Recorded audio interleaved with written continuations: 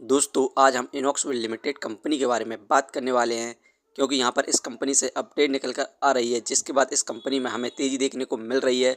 और साथ में इस कंपनी को जो लेटेस्ट प्रोजेक्ट मिले हैं उसके साथ साथ इस कंपनी को हम फाइनेंशियली और फंडामेंटली भी देखेंगे। इस समय हम कंपनी में बाय सेल होल्ड क्या करना चाहिए और कंपनी का नेक्स्ट टारगेट प्राइस कहाँ तक जा सकता है, सभी के ऊपर बात करने वाले हैं। तो आइए वीडियो को स्टार्ट करते हैं। दोस्तों इनॉक्सविल लिमिटेड कंपनी का शेयर प्राइस अभी 100 रुपये 10 पैसे चल रहा है। आज के दिन इस कंपनी में हमें 3.38% की गिरावट देखने को मिल रही है। कंपनी का शेयर प्राइस 102 रुपये 42 पैसे पर स्टार्ट हुआ था 9/15 पर।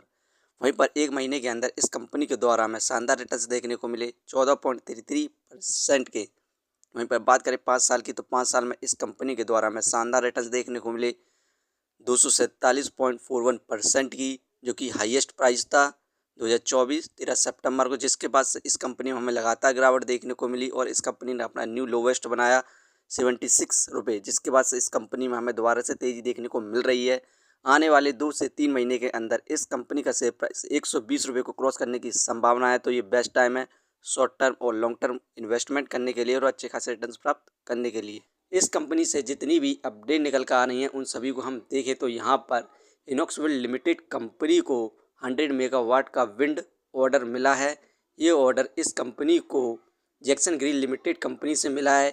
इस ऑर्डर में इस कंपनी को 3.3 मेगावाट का टरबाइन प्रोजेक्ट बनाना है और इससे पहले भी जैक्सन ग्रीन से इस कंपनी को ऑर्डर मिल चुके हैं। और सेकंड ऑर्डर इस कंपनी को 102.3 मेगावाट का मिला है और ये order Aditya Birla renewable limited company के द्वारा मिला है। यहाँ पर ये आदित्य बिरला से जो ऑर्डर मिला है इससे ये फर्स्ट टाइम मिला है और इस ऑर्डर में इस कंपनी को 3.3 मेगावाट का टरबाइन लगाना है। दोस्तों इसी के साथ साथ इस कंपनी के अंदर हमें ज़बरदस्त इन्वेस्टमेंट देखने को मिल रही है। यहाँ पर आप देख सकते हैं शेयर होल्डिंग पैटर्न्स। फिल की इन्वेस्टिंग इस कंपनी के अंदर दिसंबर में 14.16% थी। वहीं पर म्यूचुअल फंड की इन्वेस्टिंग कंपनी के अंदर 9.64% थी, जो कि मार्च में बढ़कर फिल की इन्वेस्टिंग इस समय 14.61% हो चुकी है और म्यूचुअल फंड की इन्वेस्टिंग इंक्रीज़ होकर 10.21% हो चुकी है। यहाँ पर हमें ज़बरदस्त इन्वेस्टमेंट देखने को मिली दिसंबर से मार्च के बीच फिल और म्यूचुअल फंड के द्वारा, जिसके बाद हमें कंपनी में रॉकेट जैसी तेज़ी देखने को मिल रही है। इसे हम फाइनेंशियली भी देखें तो यहाँ पर दिसंबर में 110 करोड़ का प्रॉफिट गेन किया था, मार्च में इंक्रीज़ हुआ 190 करोड़ हुआ, जून में कम हुआ था 97 करोड़ हुआ, सितंबर में इंक्रीज़ हुआ 121 करोड़ हुआ, दिसंबर में प्रॉफिट इंक्रीज़ हुआ 127 करोड़ हुआ। अब कुछ दिनों बाद इस कंपनी का नेक्स्ट क्वार्टर आने वाला है, उसमें कंपनी प्रॉफिट गेन करती है तो हमें इस कंपनी में और ज़्यादा तेज़ी देखने को मिलने की संभावना है। इस कंपनी को हम फंडामेंटली देखें तो मार्केट कैपिटलाइजेशन 17,436 करोड़, जो कि बहुत बढ़िया है इसके प्राइस के हिसाब से। Depth of equity 0.17। इस कंपनी पर कर्ज है और कंपनी के द्वारा कहा जा रहा है कि ये कंपनी 2027 तक एक डेप्थ फ्री कंपनी हो जाएगी, क्योंकि इस कंपनी में ना के बराबर कर्ज है। Return of equity 7.51%। इस कंपनी के द्वारा हमें लगभग 7 से 8% के रिटर्न्स देखने को मिल रहे हैं, जो कि काफ़ी ठीक रिटर्न्स हैं। अर्निंग पर शेयर 3.10, ठीक है। डिविडेंड फिलहाल प्रोवाइड नहीं कर रही है। Book value 37.73। ये शेयर इस समय बुक वैल्यू से हाई प्राइस पर मिल रहा है, फेस वैल्यू 1।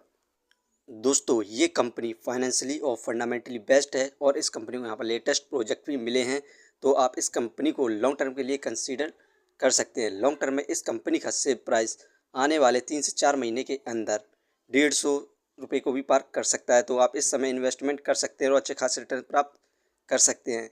ये वीडियो सिर्फ एजुकेशन पर्पज़ के लिए थी। यदि आप किसी भी कंपनी या स्टॉक्स पर इन्वेस्ट करते हैं तो एक बार अपने फाइनेंसर्स और एक्सपर्ट की सलाह ज़रूर लें।